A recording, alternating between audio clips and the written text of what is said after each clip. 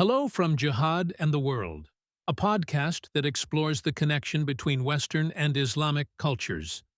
The author is Mark Silinsky of Kensington Security Consulting, and today's episode shares updates on Western women who joined the Caliphate. It revisits topics covered in Jihad and the West, Black Flag over Babylon, released 10 years ago. This episode provides a more detailed biography of a very confused English woman who turned to Islam and the Caliphate in search of a new life. I will also speculate on why 4 Western Islamists went to the Caliphate, where they were killed by their former countrymen. Because she is a Muslim, she will come here and never leave. Sally Jones's friend Aisha, raised in Kent, England, Catholic. Sally Jones was a practicing Christian through her early 20s. When she was 10, her father, a van driver, committed suicide. Times were tough, and by 16 she left school to become a beautician. She also played bass in an all-girl band named Krunch. A bandmate impregnated her. She lost her husband to liver cancer 2 years after their son was born. Now a widow, she started using dating apps in 1996 and met Junaid Hussain. She fell for him and quit her job selling cosmetics. Then the couple traveled to Syria to join ISIS. They became known as Mr. and Mrs. Terror. She left her older son in Britain but took 10-year-old Jojo, whom she groomed to become an executioner. In Syria, she married Hussein and converted to Islam. Hussein died in fighting in 2015, but her influence and power continued to grow. Yesterday's punk rocker became the leader of the female wing of the Anwar al-Awlaki battalion of ISIS in Raqqa. She decided who would live and who would die. The United Nations listed her as one of the most wanted terrorists in 2015, and the U.S. government added her to its death list. She fled Raqqa after coalition forces positioned themselves for an attack. A friend of hers said Jones converted to Islam and that she will never leave Syria. A convert will hold Islam tightly and not let it go. Because she is a Muslim, she came here and will never leave. As for Jojo, he joined the Cubs of the Caliphate Youth Club, where he learned how to kill captives. She pressed her son to decapitate goats, as training to behead prisoners.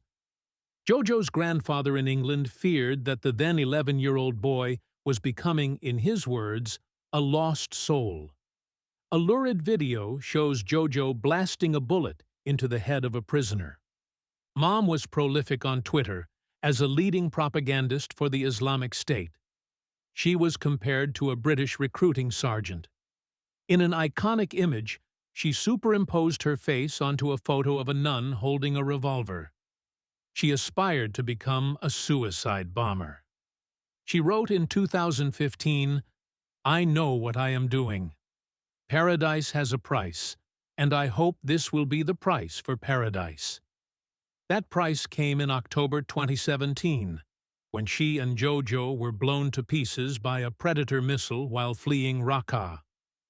Jojo was 12 at the time of his death. There is no known evidence that mom or son reached paradise. What do the American Adam Gadon, Awar al-Awlaki, the British Muhammad Emwazi, and Sally Jones have in common? Several things. By the turn of the millennium, Islamic terror was no longer rare, exotic, or distant. Among the 4 terrorists, 2 were born in the United States and 2 in Britain. 2 had unconventional backgrounds. Adam Gadon grew up immersed in California counterculture, while al-Awlaki spent much of his youth in Yemen before returning to the United States. Sally Jones and Muhammad Emwazi both had common English backgrounds before turning to radical Islam. 2 were well educated. Awlaki was an engineer, and Emwazi an IT professional, while Jones and Gadon did not graduate from college. Several had challenging childhoods, but there was no evidence that they lived in exceptionally cruel circumstances. These were ordinary people. One commentator suggested that Emwazi symbolized the successful and subtle infiltration of Western nations.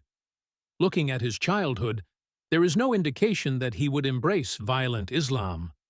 His childhood friends described him as well-dressed, confident, polite, and intelligent. He had no criminal record and showed no signs of sadistic zeal. Until he left for Syria, he was considered a success story in Britain. The Muslim Briton escaped poverty and danger in the Middle East to build a new, prosperous life in Britain as a computer scientist. But then, something changed. Something also happened to Gadan and Jones. Gadan might have been prone to some violence. He explored death metal music in his late teens, but that could have been a fleeting phase. Did he bully or harm others? There are no records of serious incidents. Something also changed for Sally Jones.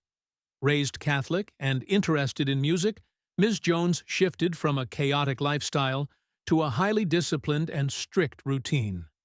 She decided who would live and who would die. She hardened her young son's heart so he would kill mercilessly.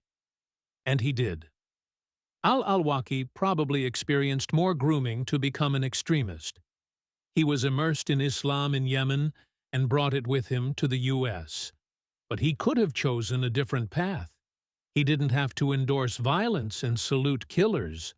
All four of them joined militant Islam, and they never left. But what are your ideas? What do you think happened?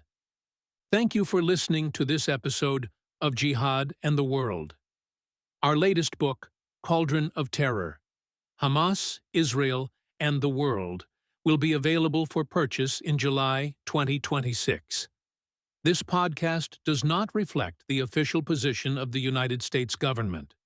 Until next time, goodbye from Kensington Security Consulting.